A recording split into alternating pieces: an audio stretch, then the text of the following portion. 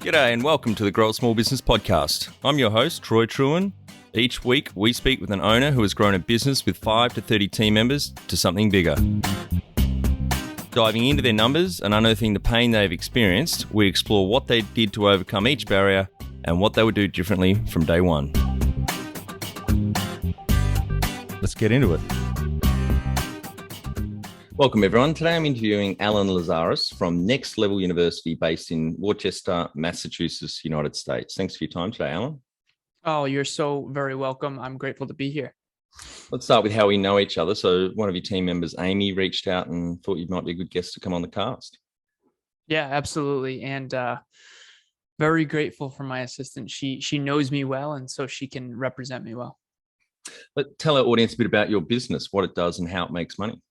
Okay, so we have a business called Next Level University, and it's primarily a podcast, but it's far more than that. I was talking to you in the preamble. It's got 24 different layers of our business model. It's actually quite intense. The top layer of the business model is obviously branding and marketing and free value out in the marketplace, the podcast being a big facet of that. And then the bottom of the business is something called Next Level Podcast Solutions. So we have a holistic self-improvement podcast, top 100 show. We're listened to in over 120 countries. That was not always the case. We started that about 5 years ago, and that's really the core of our business. But underneath that, I have one-on-one business coaching. It's called Next Level Business Solutions. Kevin runs a department called Next Level Podcast Solutions, and we have an entire production team where we actually have 18 other podcasts that we do all of the production for, including our own. Yep. Great. Fantastic. And how did you start out?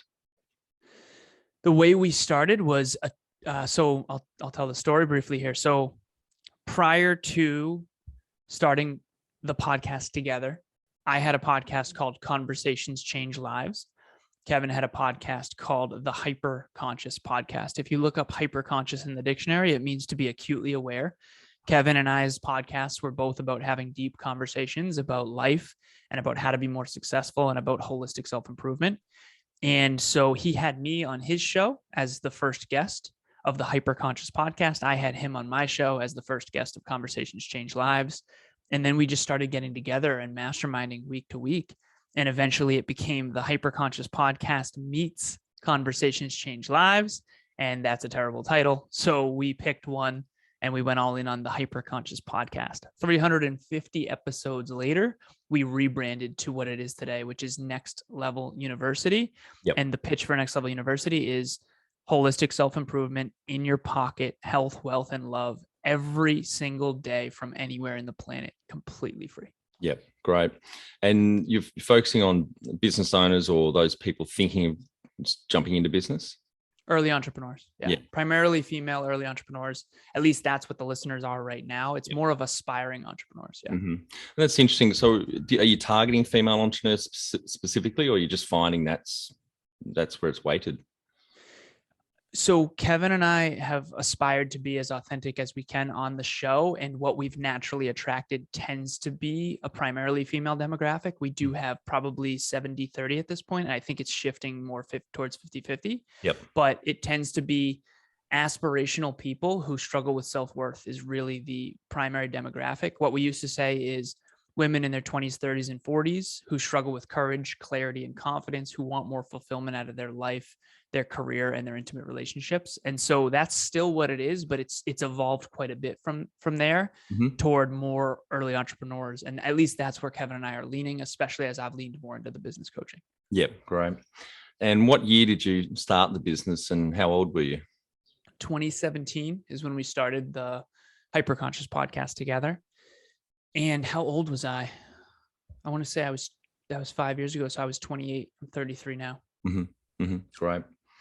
And maybe explain a little bit about the other elements. You said there's 24 layers to the business. So, you do group coaching as well as one-on-one coaching.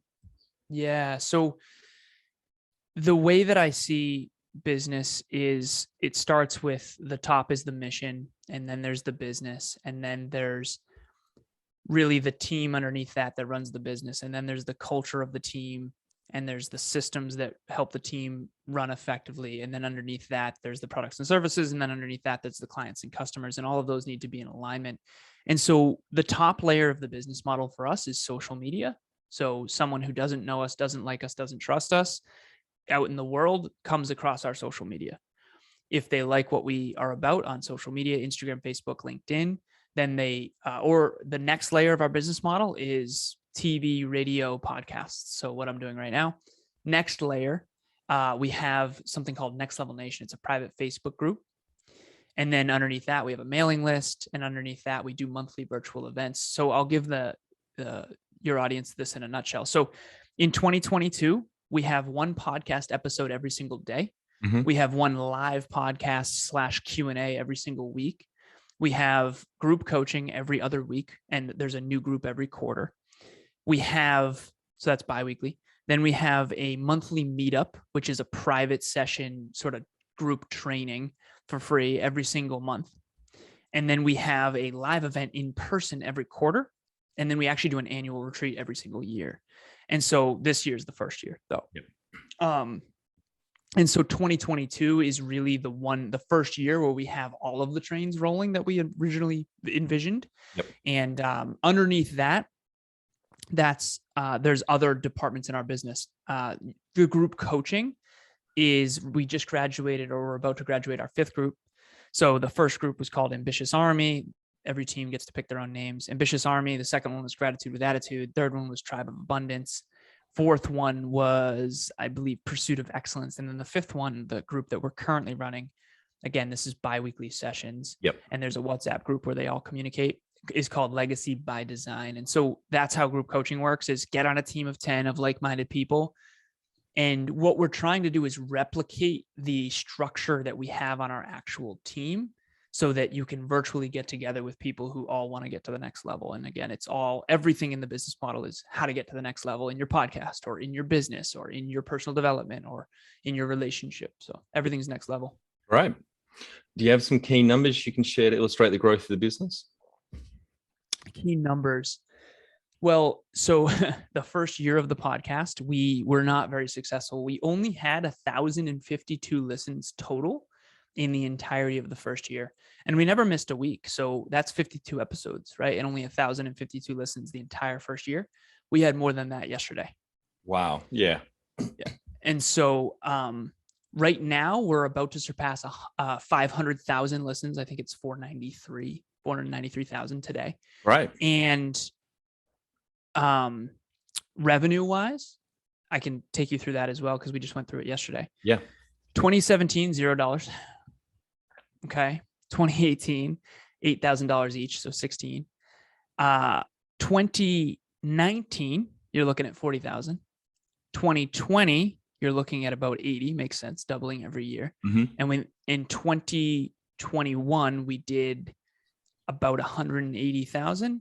Yeah. And we're projected right now, if we take our monthly income right now, or monthly gross revenue right now, yep, and project it out 12 months. So we're projected for 375 as of right now, but that's increasing. Yeah. And so we're projected for, by the end of 2022, we're projected to gross $500,000. And then by 2023, we're projected to gross over $1 million. Great. And then we're projected to double every year after that, yep, at least based on the current growth rate. Yeah. Fantastic. That's wonderful growth. Thank you. And what about team members? It was just, I'm guessing it was just you and Kevin that started, didn't have any other team members. And what number of full-time equivalents are you up to now? So we started out just Kevin and I, bootstrapping, and eventually 2 turned into 4 rather, ran with that for a while. And then 4 turned into 8. We've had a couple leave and a couple come back. And then we've had some new members recently. So we're up to 14 virtual team members altogether. As for the full-time equivalent, not everyone's full-time right now. So yep, off the top of my head, my guess is 8 in terms of full-time equivalent. Fantastic. Just back on the podcast, I remember, so I started mine just over 2 years ago, and I remember researching it. And at the time, have a guess what the average number of episodes of podcast out there on the internet, lasted for. 7 and 21, between 7 and 21 episodes. Well, exactly 7. Yeah. Yeah. 7. Yeah. So there's obviously a shit ton of just published one episode and thought it's too hard. Yeah. You've been going 5 years. I've been going a bit over 2, and there's a lot more people out there, a lot longer than that. So yeah, I was surprised with that number 7. Yeah. When was the moment It makes sense. Everybody starts, very few people finish. Yeah. And that's in any facet of life, right? So, yeah, totally agree. When was the moment you felt like you had succeeded? I'm an interesting cat in that I never I'll tell this story briefly. So Kevin and I record on Mondays and we do an episode every day. And so as a podcaster, you understand like what that takes. And we don't just record, right? We prepare, like we put real conscious effort into every single episode, and we never have missed a single episode. So we're about to surpass 900. And so we're preparing for an episode. It's a typical Monday preparing for content. And he's like, Alan, we had a big week last week. And I was like, okay, awesome. Cause he's CFO and I'm CEO. And so he tracks the finances every single day and he sends me a report and all that. He's like, big week last week, 14 grand last week. And I didn't even flinch. There was zero part of me that flinched whatsoever. And he's like, you don't even care. It's so interesting. Right. And I'm like, I said, Kevin, I don't take my attention off of causes to focus on effects. Yep. The $14,000 is an effect. The cause is having an extraordinary podcast with an extraordinary business and an extraordinary team and extraordinary products and services and extraordinary clients. And so my focus is on being the most extraordinary business we can possibly be and adding the most extraordinary value I can possibly add. And yes, of course, you have to measure. But for me, when did I know we were successful? In many ways, we're less successful than I believe that we should be, but in other ways, I'm very grateful. So it's that constant dichotomy of grateful dissatisfaction. Mm-hmm. I'm grateful for where we are, but I'm very much, we have so much improving to do, genuinely. Yep. What does success look like to you? Fulfillment. So personal fulfillment is what success looks like to me. I call it the maximization triad with my clients. And everyone has a certain code. So imagine a triangle in the bottom left. In the bottom left, there is maximizing one's unique potential. And if anyone wants this, I have it in a digital asset. It's called Next Level Maximization Triad. And I can send it to you. But in the bottom left, there's maximizing one's unique potential. That's number one. In the upper part of the triangle, it's maximizing one's unique greatest level of contribution. That's number two. And then the bottom right of the triangle, which is number three, is maximizing one's unique quality of life. And to me, that's the triad that's constantly running. And everyone has a code. For me, it's 1, 2, 3. Most people are 3, 2, 1, and they focus more on their quality of life. For me, I'm more focused on my own potential and maximizing my level of contribution than most, but quality of life has been neglected at times. And so you really do need all three of them, and they all feed each other. Mm-hmm. And so in an ideal world, it would be 33% on all three. Yep. But what does success look like to me? Success looks like me being the most fulfilled version of myself. I believe that fulfillment is the soul's recognition of alignment with its highest self. And I think that I'm mission driven and the business is underneath that. And so if I'm fulfilled, I'm successful, and I feel more successful now than I ever have. Great. Number one thing you'd recommend to marketing a fast growing business? Understand your own core values and don't stray from them in any capacity. The people that belong in your corner in terms of team members, clients, customers, are people that resonate with your core values. Marketing is about core values. And for us, holistic self-improvement, maximizing your potential, being better every single day, next level university, that's what we are. And trying to be anything else is a mistake. And how did you fund the business? At first so I used to work in corporate, and I was electrical and computer engineer undergrad. And then I got my MBA as well, worked in corporate, job hopped a lot of tech companies, also started my own tech company as well. And I funded it through, Kevin had a 6-figure salary prior to doing his podcast. And so we both bootstrapped it and funded it through our own coaching, but really it was our own savings. And then eventually we coached for free, and then we coached for $50 a week. And then eventually it was $100 a week. And then eventually it was $250 a week. And so we're just kind of improving as we go. And we bootstrapped it through our own efforts and our own savings. Right. So no bank finance or other investors, just the two of you. Yep. Great. We had many offers and I refused. Turning down $1 million when you're broke is very hard. Yeah. If you were to start up today with plenty of funding, would you go into your industry? Yeah, absolutely. this might sound, I'm not in this industry for the money. I'm in this industry for the mission. Mm. This is not the industry to make the most money. This is in the industry that I think the world needs most.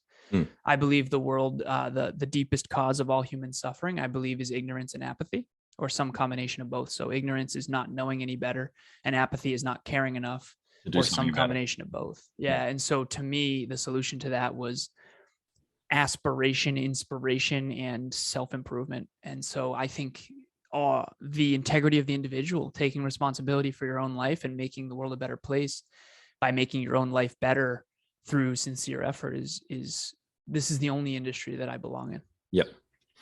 Can you outline the most stressful point in your small business growth journey so our audience can learn from it?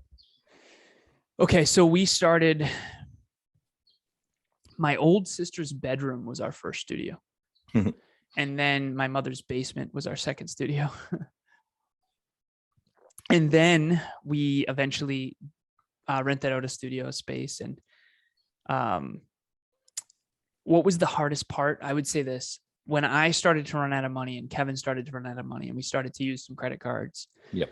I remember I was being offered some corporate consulting for some automation companies. And I worked in automation when I was in corporate, and they were offering me $400 an hour to consult. And Kevin was like, why don't you do it? And I said, it's not aligned for me. And so I was landscaping on the side for a dear friend of mine's mother. And I spent 4 hours in the hot sun for $100. Mm-hmm. And so that for me was my rock bottom entrepreneurial moment. Yep. Of I have a computer engineering degree from one of the top technical institutions in the world. It's called Worcester Polytechnic Institute. It's kind of like a mini MIT. I have a master's in business. I've invested countless hours and hundreds of thousands of dollars into my education. I used to make $180,000 a year in my early 20s.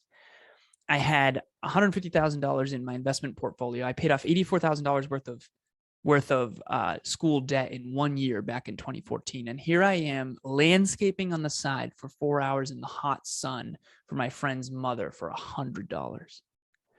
And I'm like, how did I get here? And then I had that moment of, Alan, don't forget about Eminem in the trailer park writing a rap on the cardboard box. Don't forget about Bezos in 94 when he asked for 20 grand for 20% equity or 5% equity or whatever it was. And everyone said, what is the internet? Don't forget about Mark Cuban sleeping in that dark office building. Don't forget about Bill Gates coding DOS in an apartment building. This is your entrepreneurial moment. This is your test. And by the way, I got offered the VP of sales. One of my main mentors was, he was leading 2 different huge $1 billion tech companies. And he offered me VP of sales for one of the companies that he was running at the time. And it was a big salary. And I said no. And here I am landscaping, right, for extra cash on the side. And everyone saw me as unsuccessful too. That's what's the hardest part. Mm. And so I just, in that moment, I said, this is it. This is the test. How committed are you to your goals and dreams? And now 120 countries, about to surpass $500,000 in gross revenue. Money's starting to roll. Everything's exponentially growing, genuinely. And I'm just grateful that we stuck it out. Yep. I'm just grateful we stuck it out. Yeah, great. What area in business do you feel you've had to work on the most to add the greatest value? My leadership. I think that I misunderstood people a little bit. We call it a drive to 5. On the low end of drive to 5, so picture 0 to 10. On the 0 end, these are the people that have low self-worth and they don't believe they're good enough.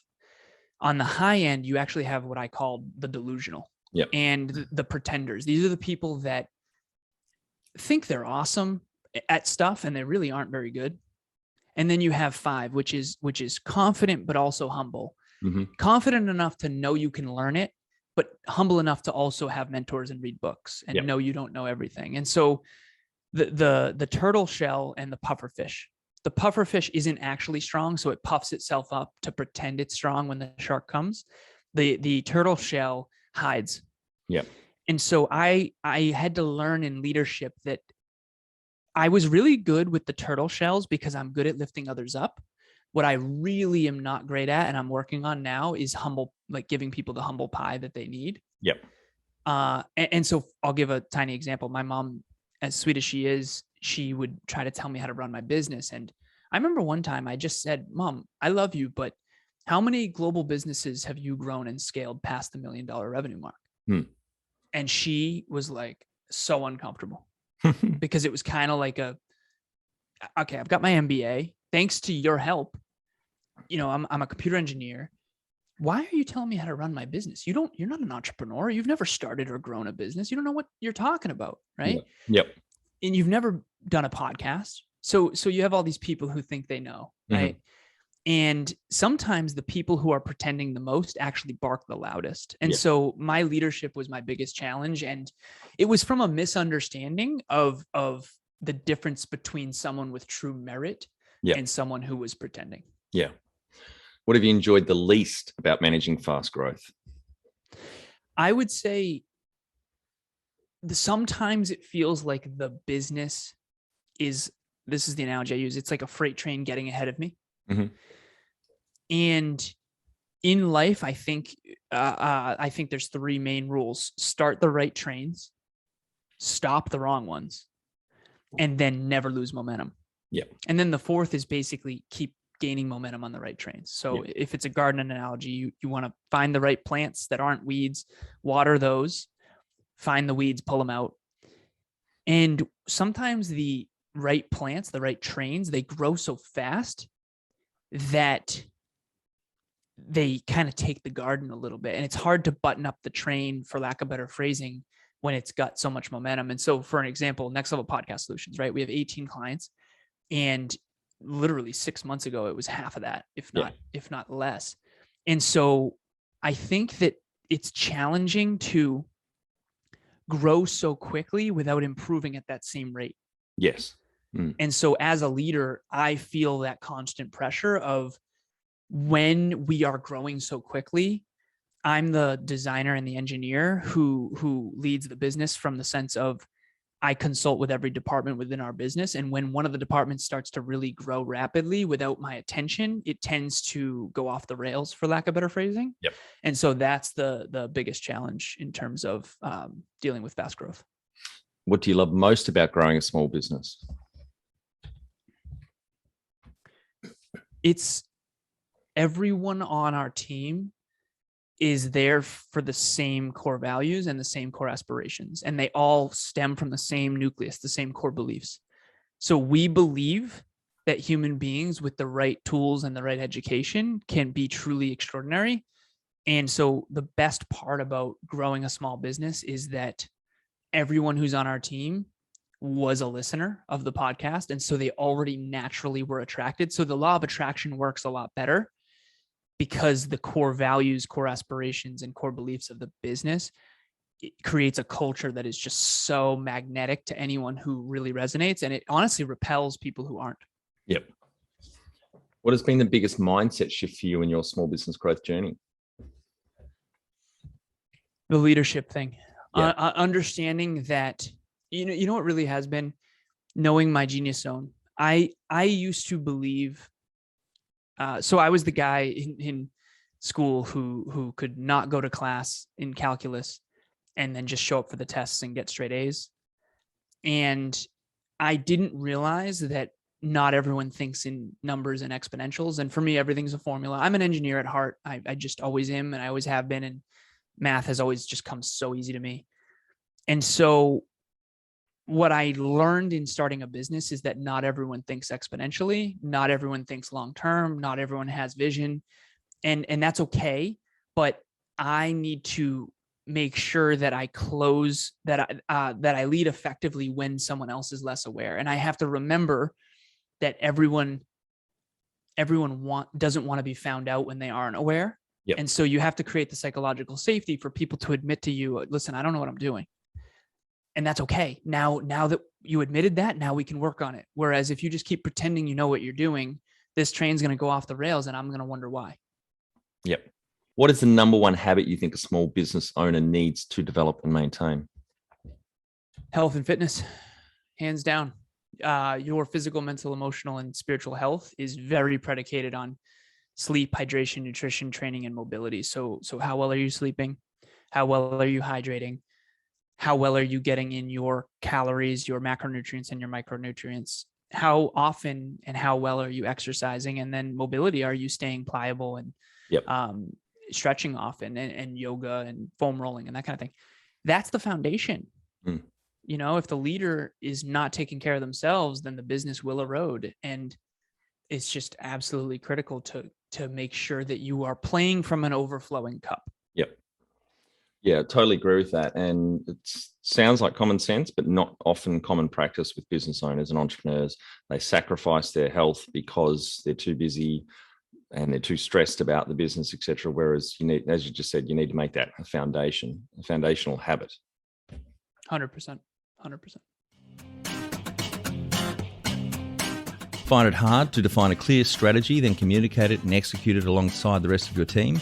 Or you currently don't work a simple quarterly strategic plan to boost your team's performance? Our Business Growth Formula online course is perfect for small business owners with 5 to 30 team members wanting to grow. We share the mindsets, habits and tools to be a legendary leader in your business. growsmallbusiness.com. Can you talk to how you've added people to the team, some wins, mistakes, and advice for those listening? One of the biggest mistakes, I always jump to my mistakes. It's interesting. I put people on a pedestal when I first meet them, and then they feel like they have to live up to it. And so they put on this facade, and the facade isn't real. And so it increases the not wanting to be found out thing. Yep. And so in hindsight, what I would do is be more candid when a team member comes on with their actual capabilities from my perspective. I think that I naturally like to lift others up, and I think that's a wonderful thing, but I think that I need to be careful. So I'll give you an example. So we had Dean Graziosi on our podcast, and we have my assistant, Amy, amazing. I said to the whole team, this was a while ago before I learned this, Amy got Dean Graziosi on the show. And later on, Kevin sat me down. He said, Alan, no, you met Dean in Scottsdale, Arizona, took a picture with him. You messaged his team like 4 or 5 times for years. And then eventually, and by the way, you called Amy, and then because his team got back to you, and then you created an email that built enough cred while on the phone. She typed it, but I came up with it. Right. Mm-hmm. And so I no longer do that. I try not to give credit where it's not due, not because I don't want to lift others up, but because it creates a false reality of delusion that wasn't Amy's fault. Amy's awesome, but Amy did not get Dean Graziosi on our show. I did. Amy did send the email, and what I should have done is say, thank you so much, Amy, for sending that email. Yep. And so that's the biggest mistake that I've made. In terms of the biggest success, I think that my excitement level when we get an aligned team member is really, really high. We just got a woman named Laura. She was a client before. Oh my God, I'm so excited. She is 165 days straight. She told me she was going to write 3 paragraphs a day in something called Dear Diary. And it's like a potential blog, and 165 days straight, never missed as a client. That consistency and reliability, I'm so excited for. And so we just onboarded her. I had my first call with her today, and she's in the system now. I'm so excited. And I think that that's been really something I've done very well, is getting people excited to be a part of the team. Yep. What are some things you recommend to building a sustainable and kick-ass culture to help with the growth? One is putting your own personal development first. Every team member at NLU, I make it very, very clear that what is best for you is what's best for our business if it's aligned with your highest potential. And so I don't want anyone to put the business above their own well-being, because what is best for Laura, what is best for Christina, what is best for Jen, what is best for Jenna is what's best for NLU long-term. And so I think that the culture is, listen, we're here to grow and to develop and to contribute. We're here to change the world in our own positive way. We're here to change the lives of people. And that's why we do what we do, because this is what we believe. We believe that people are capable of far more than they're currently demonstrating. We believe that who someone aspires to be matters more than who they used to be or who they are now. We believe the future is bright based on the integrity of the individual and taking responsibility. And if we live and breathe from that place of long-term thinking, the short term will be magnificent, because yes, it will be challenging, but at least we'll be fulfilled and growing to our maximum potential. And so the culture, it's so think about it this way, right? And I say this to the team. I said, if you were to walk down the street and find 1,000 people, put them in a room, how many of those 1,000 random people across the globe track their habits every single day? And they say, I don't know, maybe like a couple. I said, every single person on the NLU team tracks their habits every single day. They all do a daily dozen: health, wealth, and love. It's all holistic. Everyone tracks their habits, and it's magnificent. And so that's the culture. 1% better every single day in every single way toward a brighter future, not just for ourselves, but for everyone. Yeah, I think you make an excellent point there, Alan, on habits. I'm very big on that as well. And it reminds me of one of my favorite quotes. It's Aristotle: we are what we repeatedly do. Excellence then is not an act, but a habit. Mm-hmm. One of my favorites as well. Tell our audience how you've handled balance. I don't do the balance thing. I do harmony. I think harmony is a better word. I think balance implies 50-50. Yep. And I believe in work-life integration. I think work-life balance is, especially for a business owner, nonsense. Yep. I think that I'm mission-driven.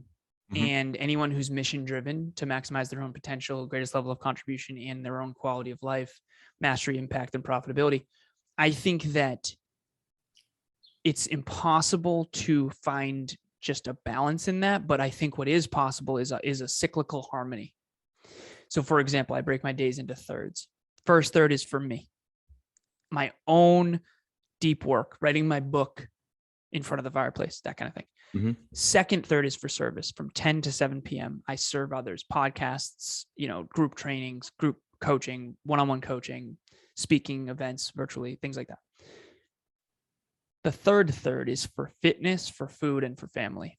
Fitness is the gym I go with my girlfriend. Food is obviously the post-workout meal. And then family is Emilia and Tucker, my girlfriend and my dog. And that's for R&R, rest and relaxation. I think of it as 80-20. I think the point of life is to be as productive as possible and to grow as much as possible and to contribute as much as possible. If you take 20% of a 16-hour day, you get 3.2 hours. So any more than 3.2 hours of rest and relaxation, in my opinion, is overdoing it. It's not necessary. But again, I'm very mission driven, and I'm not here to have fun or just to enjoy my life. I'm here to really make a difference. And that, I think, anyone who wants to balance everything, I think, is maybe missing the point. Mm-hmm. I think working in harmony is probably a better frame. Yeah. How much professional development have you invested in yourself over the years? Sounds like a shit ton. I appreciate it. Yeah. It's a lot. I mean, hundreds of books and dozens of courses. And let me try to answer that question with this. So if anyone out there watching or viewing this even thinks I'm reasonably good at this, I really appreciate it, but I think I want to take you behind the curtain of why. Mm-hmm. So I track these things called critical numbers, and one of them is podcasts. And so, I'm about to surpass 200 speeches. I just surpassed 1,000 one-on-one coaching calls. I'm about to surpass 700 team huddles, and I'm about to surpass 1,000 podcasts between ours and others. And so it's really just the reps. I have a formula that I run. And so personal and professional development was the question. It is so important to me. Yep. I'm very mastery driven. I have a formula that I run. It's really simple. It's prep, rep, reflect, perfect. So prep is prepare. So prepare for this episode, which I wish I had done a better job of. I'm sorry about that. But in many ways, my life was preparation for it. Right. Yep. So prep, rep, do the actual rep, do the podcast, do the speech, do the writing of the book, whatever it is. And then reflect. Reflect is review it. Mm-hmm. Go back and listen to it. Okay, what did I do well? What did I do poorly? Did I use filler words too much? Did I have strong pauses? Were my stories good? Were my examples good? Okay, was my hand gestures great? And then perfect. You never actually get to perfect. Perfect is silly. Progress is better. But perfect means reflect and perfect.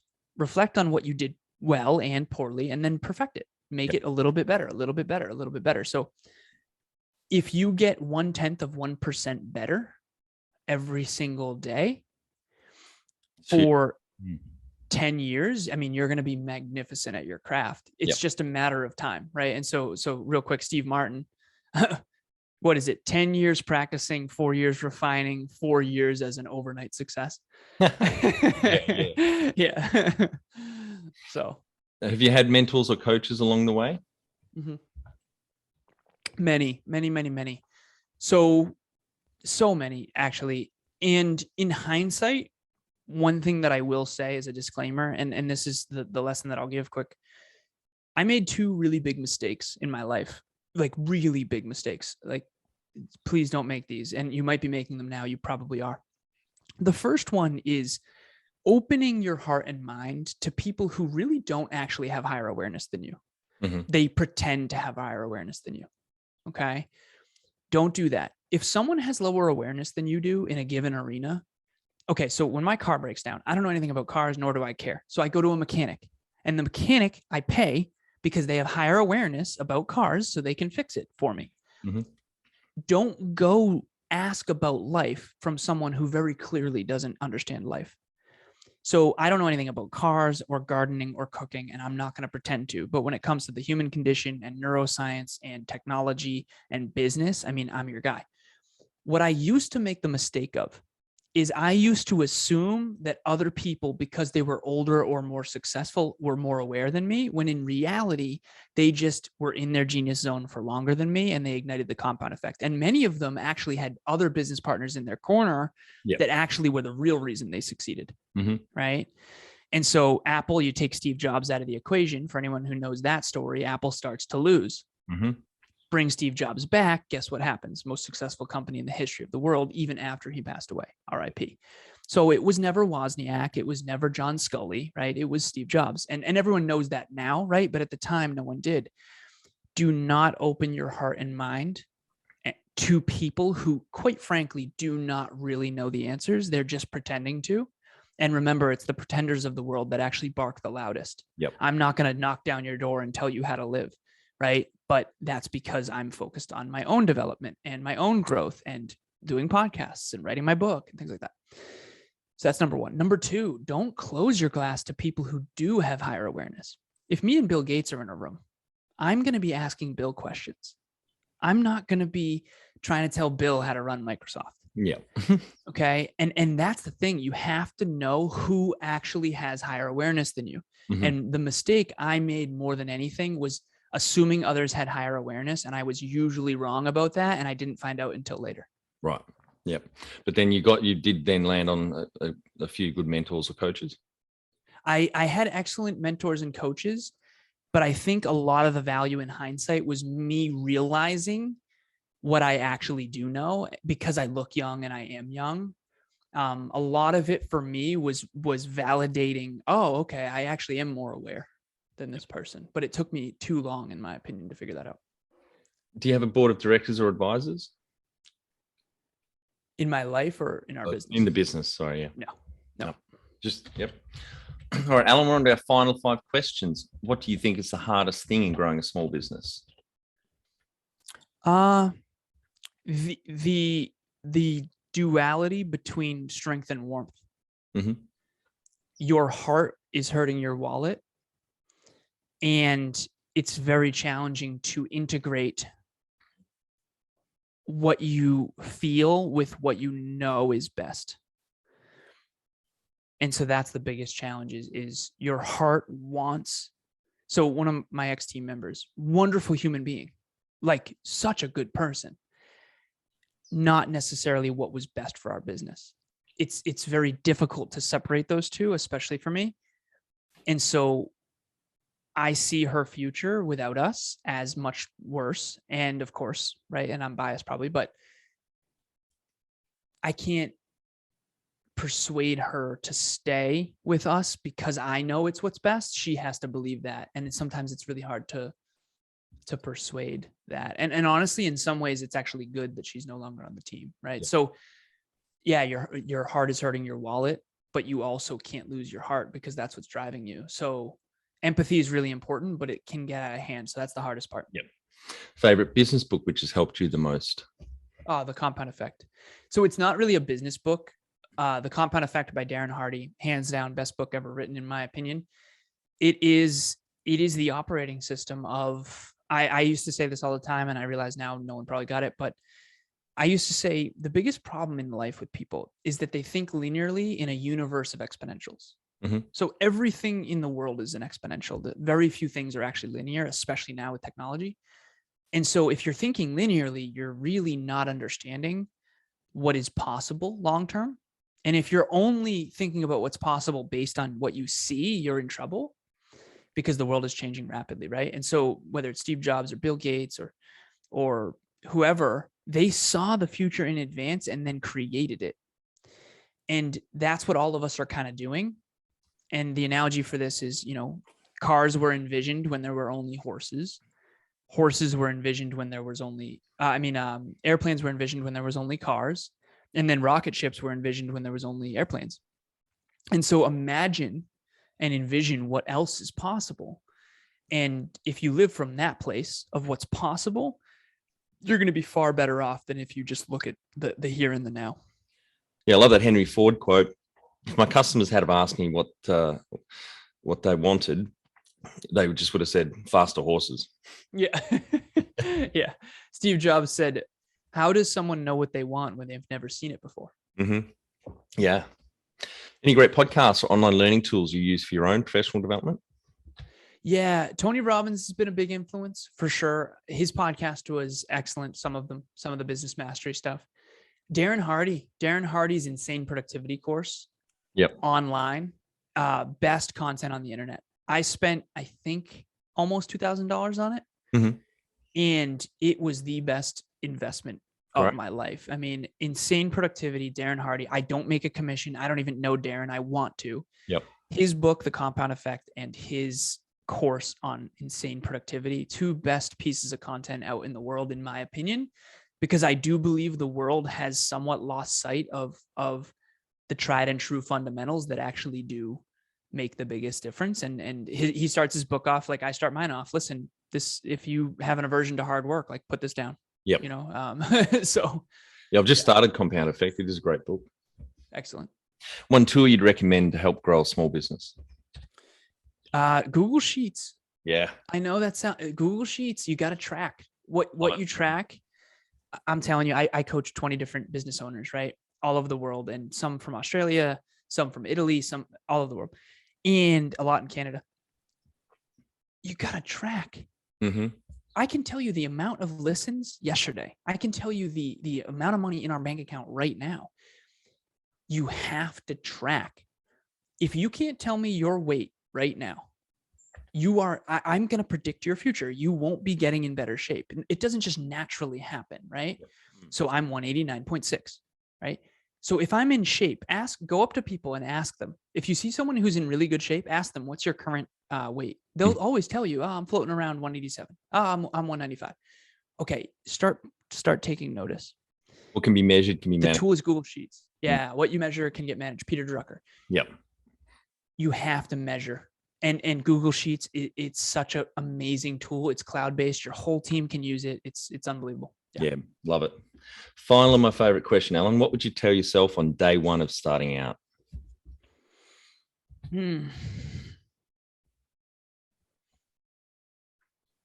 I would say, Alan, you are living from a paradigm that is statistically abnormal. You need to understand in advance that no one sees what you see. And you need to trust yourself above the opinions of others, because their opinions are predicated on their subjective version of reality, when in all honesty, going to a tech school and just being naturally very contemplative, you actually do understand more than you think. So trust yourself more and other people less. Well, thanks very much for your time today, Alan. I think the audience will get a lot of value out of what you've shared with us. Tremendous growth over the last almost 5 years now. You and Kevin starting out now around 8 full-time equivalents. And I think your mission really resonates with me and what you're doing out there, helping other business owners, particularly those early ones looking at starting out. So I really appreciate your time today. Thank you so much, Troy. I appreciate it. This was fun. That's it. Thanks for listening. Please leave a review in iTunes or whatever platform you listen to us on. It means more small business owners will find our cast and help people with their business growth journey.